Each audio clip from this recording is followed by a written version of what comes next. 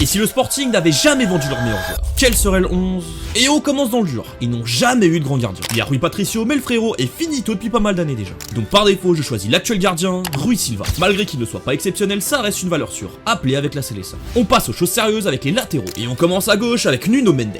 Un peu moins mis en valeur et stagne depuis l'arrivée de Luis Enrique, mais ça reste un des meilleurs latérales gauche au monde, et peut-être même le plus prometteur. Maintenant à l'opposé, Pedro Porro. Jamais listé dans les meilleurs au monde à son poste, et pourtant il mérite clairement d'en faire partie. C'est un latéral ultra complet, il est tellement sous-coté. On continue avec la défense centrale, et je commence avec Joe Mandé. Comme les gardiens, le Sporting n'ont jamais eu très bons défenseurs, sauf lui. Il a seulement 21 ans, et c'est un des défenseurs les plus talentueux de sa génération. Cet été, c'est sûr qu'il fasse le grand saut dans un top club européen. Ça part de Chelsea, le Bayern, les deux Manchester, Arsenal et Liverpool. Rien que ça. Pour l'accompagner, je sens que ça va surprendre beaucoup.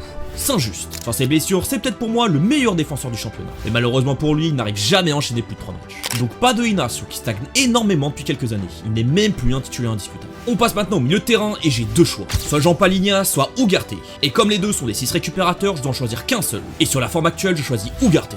À Manchester, c'est une des seules satisfactions du club cette saison. Il a su bien rebondir après son flop au PSG. Et Palhinha par contre est totalement dans sa phase de flop. Depuis son arrivée au Bayern, il ne joue pratiquement pas. Pour former le duo avec Ugarte, je choisis Bruno Fernandes.